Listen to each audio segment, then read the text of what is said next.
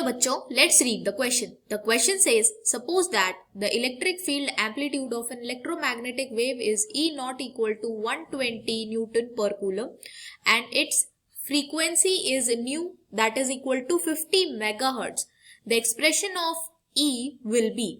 तो यहाँ हमें E का एक्सप्रेशन पूछा है, मतलब इलेक्ट्रिक फील्ड की इक्वेशन पूछी है अगर जो वेव है वो एक्स एक्सिस में ट्रैवल कर रही है उस केस के लिए। तो इधर जो की कॉन्सेप्ट हम यूज करेंगे वो यूज करेंगे that electric field is equal to E naught sine K X minus omega T.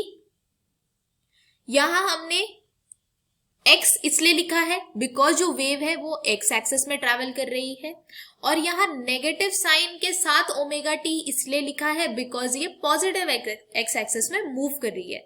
तो ये हो जाएगा हमारा इलेक्ट्रिक फील्ड का इक्वेशन। तो अगर इलेक्ट्रिक फील्ड की ये इक्वेशन आ रही है तो यहाँ हमें k और ओमेगा की वैल्यू कैलकुलेट करनी होगी। तो k होता है 2 पाई बाय लैम्डा, या फिर हम v is equal to omega by k भी लिख सकते हैं। एंड सेकेंडली अगर हमें ओमेगा कैलकुलेट करना है तो ओमेगा कैलकुलेट करने के लिए जो है एंगुलर फ्रीक्वेंसी, तो उसके लिए हम यूज करेंगे 2 पाई न्यू।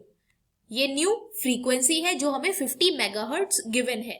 तो अगर हम ओमेगा कैलकुलेट करें तो हम लिखेंगे 2 pi multiplied by 50 and multiplied by 10 to the power 6, क्योंकि अगर इसे हर्ट्ज में कन्वर्ट करेंगे तो 10 टू द पावर 6 से मल्टीप्लाई करेंगे।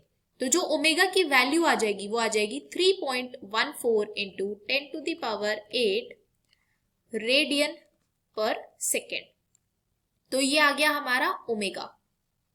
अब अगर हमारा ओमेगा आ गया तो यहाँ अब हमें कैलकुलेट करना है k की वैल्यू। तो k कैलकुलेट करने के लिए हमें वेवलेंथ चाहिए होगी। तो ये हमें पता है कि इलेक्ट्रोमैग्नेटिक वेव है, तो इसके लिए v की वैल्यू होती है 3 into 10 to the power 8 metre per second, और k ओमेगा की वैल्यू हमने अभी कैलकुलेट करी 3.14 into 10 to the power 8 radian per second. तो यहां से जो k की वैल्यू आ जाएगी वो आ जाएगी ओमेगा बाय v, मतलब 3.14 into 10 to the power 8 divided by 3 into 10 to the power 8।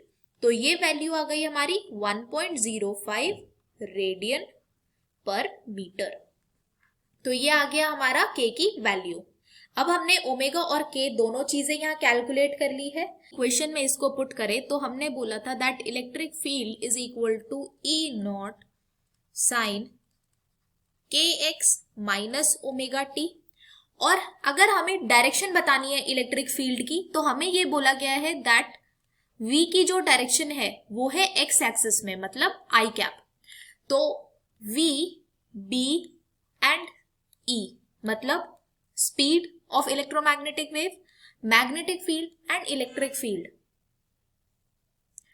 Magnetic field and electric field are mutually perpendicular to each other, mutually perpendicular to each other. तो अगर ये एक दूसरे के परपेंडिकुलर है तो हमें ये बताया गया है कि जो v की डायरेक्शन है वो है आई कैप में। तो अगर हम b और e की बात करें, मतलब मैग्नेटिक फील्ड और इलेक्ट्रिक फील्ड की, तो ये दोनों आई कैप के म्यूचुअली परपेंडिकुलर होंगे, तो j कैप और k कैप में होंगे। बट अगर हमें जो v है वो पॉजिटिव आई कैप में चाहिए तो इलेक्ट्रिक फील्ड जो है वो हमें पॉजिटिव जे कैप की चाहिए होगी। बिकॉज अगर हम इलेक्ट्रिक फील्ड देखें तो electric field is equal to v cross b होता है। तो अगर हम e को जे कैप में रखें और b को माइनस k कैप में रखें तभी ये v की वैल्यू जो होगी वो आई कैप में आएगी, मतलब इलेक्ट्रोमैग्नेटिक वेव x एक्सिस में मूव करेगी।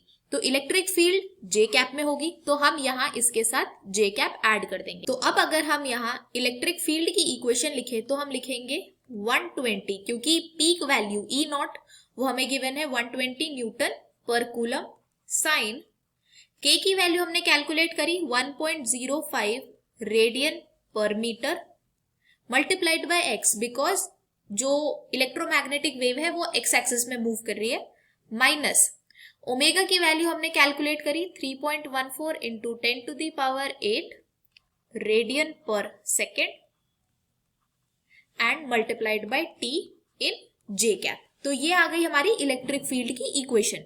अब अगर हम ऑप्शन चेक करें तो सी ऑप्शन में हमें गिवन है 120 newton per coulomb sine 1.05 radian per metre X minus 3.14 into 10⁸ radian per second T in J cap. तो सी ऑप्शन हमारा करेक्ट ऑप्शन है। I hope you understood this well. Thank you so much. All the best.